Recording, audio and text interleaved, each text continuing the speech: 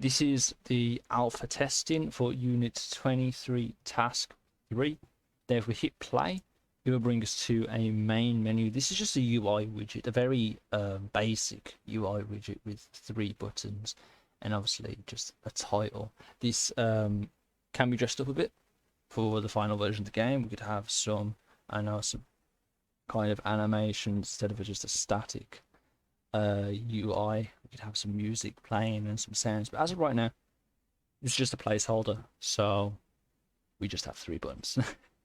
Yeah, each of these buttons do exactly what they say. So how to play, if we test this now. Yes, okay, so it successfully brings up another UI, which again is just a static UI. It's just some text, and also has a button which brings you back. The way this works is if you press the main menu, it just removes the how to play widget instead of bringing, you know, the main menu again, and could actually cause some problems if it just keeps making a new UI every now and again, just putting it over the top. But that's how that is bypassed. Now, let's just test the quit to see if it actually closes down the game, and as you can see, it does. Let's just hit play again. Now, obviously, the start should bring up the playable level, and it does. So we just spawn in our level, and as you can see, the shankers are already running towards us and chasing us. This is one of their functionalities. You can also see they have functioning health bars. During the development of this game, they were pretty obnoxious. They were really huge health bars that would just block up your screen. So I had to resize to make sure that they don't change in size depending on where you're moving and stuff like that. But we can always tinker around with that for the final version and adjust the size of the health bars if need be. As you can see, I've already taken some damage there, and you reduce the number of my health. That is obviously one of the combat mechanics that they have, and if I just let them hit me a little bit, yeah, it takes down the health as intended. Now let's just test out some of the combat on the player's end. So he can hit reduce the health of the enemy, and obviously to kill him, there's so that works as intended. As you can see, something has just spawned there. We'll talk about that a little bit later on. What happens if my health reduces to 0 though? We'll test that now. It should display a UI widget saying the player is dead, and also should play a death animation and stop you from moving. So let's just let the enemy AI kill me, and yes, it works as intended. Display is a widget saying you are dead. There's a button saying retry. We could also dress this up a bit, you know, like add some more buttons saying, like, bringing you back to the main menu and stuff like that if the player wants to full on quit the game instead of keep retrying. Obviously that's not an option as of right now, but that's one thing that we can improve upon. We could also add some kind of animations, a music, like music playing or something like that, to give it a more aesthetic pleasing look, but obviously it's just a placeholder right now. As you can see, the bosses are still attacking me. That's something else we can tinker with. Maybe they just go about patrolling. Or we could open up an entirely new level just to display the UI widget and bypass the enemies just mindlessly swinging at you. Let's just test the button. It should just spawn us back. And it should. One thing to note is maybe we could add some kind of penalty to you being killed. Maybe there's a limited number of lives that you have, and if you die and waste all your lives, then maybe the game, you know, just ends and it brings you back to the main menu. Maybe even when you die, you spawn back with a little less health. Or you could, you know, like think of it the other way and reward a player. So let's say like the level's too hard, like you can even bump up their health, maybe make your damage a lot more, like you deal a lot more damage or something like that, just in case a player is, you know, having some trouble trying to complete the level. As you can see, I was just using the sprint mechanic, and obviously you do move quite fast, but that's purely for testing purposes. The number will be reduced, so the speed at which you move when holding the left shift to sprint could be reduced, but that's another test which we have done kind of unintentionally. You can sprint, and obviously when the red bar reaches 0, then you'll stop sprinting and you'll be reduced to walking again. Another thing to note is we could smooth that out a bit.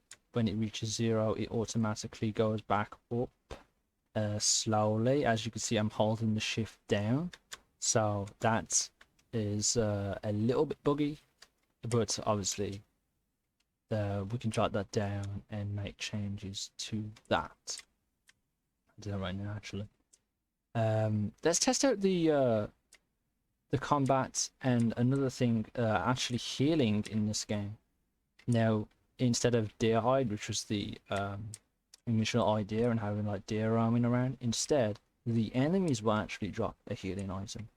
So let's just attack this Shanker right now. We're taking damage, and as you can see, there's an orb. Let me pick it up. Oh, he killed me just before I could. That's obviously the level is restarted now. Let's just kill this Shanker. Let him hit me a couple of times so I can display. Okay, he's dead now. And this here is this orb you can see here actually heals you. Well, it should heal you if you walk over it, and yes, and it obviously removes it from the world once you have used it. Let's just kill this Shanker right here. Now, the overall story of this level so far, obviously we can add some dialogue and some text and some kind of narration to actually explain the story. But what is happening is you have reached the place in which the wizard or the first Maggie actually resides. But in order for him to show himself to you, you must first do a quest for him, which is eliminating the Shanker, which are actually at his front door, as you can see here. And once you eliminate all the Shankers in the world, he will present himself to you. So let's just finish the quest and destroy the last Shanker before he kills me. And here he is. This is actually the wizard, and obviously the game just ended there. Let me just run through that again. When you actually go to him, the game will end. That's just a placeholder right now. We could do some kind of narration. They could talk a bit. There could be some kind of cutscene or something like that. You could even do it so like you have to press a certain key to actually interact with him. So let's just kill the Shankers. Obviously, you deal a lot of damage. Those numbers will be reduced to make it a lot more difficult. But as of right now, it's just for testing purposes. And as you can see, he should spawn. Oh, there's one last Shanker. Oh, he seems to be glitched out. Oh, well, that's definitely a bug. We found a bug. We definitely need to fix that. Make it so that he doesn't actually run as if he's sloped. So that's good. We found a bug. He spawned again. This is going terribly wrong. But you can see it works. Obviously, the ending is just a placeholder. The fact that the game just abruptly ends, that's just a placeholder right now. All the aesthetics like talking and even UI displaying the quest itself are changes which will be made in time for the final version. But as of right now, we're just testing the functionality of the AI characters and all that kind of stuff. Anything else to test? Well, we got the sprinting. Obviously, we've tested the healing. That's pretty much it, actually. Let's just talk about some of the things that I need to evaluate on. One of the things I need to do is these shankers. They perform a lot of attacks. They have long range and short range, but Grux himself doesn't actually have any animations of him performing long ranged attacks. So to evaluate, it seems a bit strange that they just start swinging their clubs about when they're nowhere near you. Maybe they just roar every now and again. They could even have a roaming state in which if you're too far away, they just won't pay attention and they've overlost you and will start patrolling the map to search for you and stuff like that. Like that's another thing that could be changed. Reflecting on that, definitely could make some changes to that. They're also very silent. They don't, when they're roaring, there isn't actually any sound or anything like that. That's another thing that could be changed. But obviously, all those kinds of aesthetics will come for the final version of the game. There's also no flinching when you attack the enemies. That's another thing we could do. Like they could flinch, they could make some growling sounds as if they're being hurt. There could even be something like blood splatters, or maybe they change a different colour to indicate they're actually, being damaged.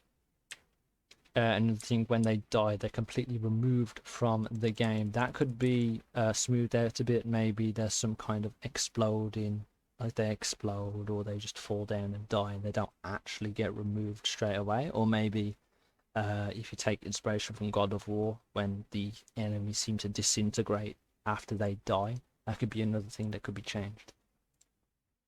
Another thing, my character also doesn't make any sounds when he's hitting with his sword, and that's another thing that could be changed. He could even flinch when he's being attacked, or he could even be stunned if an enemy hits him at a certain spot, and that could be like a penalty. Like you need to be more strategic in the way you approach a situation. Maybe attack the enemies from behind, because the enemies do actually have a blind spot which is behind them, and you could attack them like that. Obviously, like when you're behind them, the enemies do actually have a blind spot, like so. It's supposed to add some kind of strategy to actually fighting them. The fact that they just mindlessly hit you, so you have to attack from behind, as they're essentially blinded by their rage. So that's how that works. But yes, you could smooth them out. They just simply disappear when they die. But there's that. Another thing, like the wizard could also do some kind of patrolling himself. And there could also be some dialogue at the very start of him actually explaining his quest to you. Again, he literally just spawned right in front of me and I ran into him. That's another thing that could be smoothed out. Maybe put a set location for him to actually spawn, add some kind of sphere or other kind of actor, and then tie his location, his spawn location, to that sphere. Maybe it's actually at his front door right here. But as of right now, there is simply an arrow added to the player's blueprint, and he will spawn directly in front of them where that arrow is. We could even adjust the position of that arrow, but for right now it's just for testing purposes. We do know that the game ends once we actually interact with that player. There could also be some kind of music playing as well. It's pretty silent, isn't it? But there's that. There you go. I have actually tested out everything that needs to be tested. The next thing would be handing this over to a family member for some like beta testing. Obviously, beta testing is testing outside of the organization, so we could get a family member, get some feedback on them, see if they find any kind of glitches or weird bugs. But as of right now, if I try to make myself off the map, we can't do that. There's collision capsule stopping us. If we actually tried to get off the map, we'd fall straight through, because these don't actually have any kind of collision, like the sea and the water and stuff like that. And obviously, so to bypass that, we've added this. But what we could do is we could actually remove the collision capsules and add some kind of like death box down at the bottom. So like if a player did actually try to jump off, they'd just jump off and die. and that'll be the penalty for doing that. But obviously the collision works just fine. It shows them where they can and can't go. But if one doesn't like invisible walls, then we could make changes to that. Obviously, you can't go through any of the walls. There's boxes stopping you. If you could actually go through this wall here, obviously this wall is dynamic. You can't actually go through it. And obviously the shank could just kill me once again, and we could just retry. Okay, that's it for the alpha testing. Again, beta testing coming next. I've also done a little bit of evaluation, but I will have a written evaluation, obviously touching on some of the points that I have brought up with my alpha testing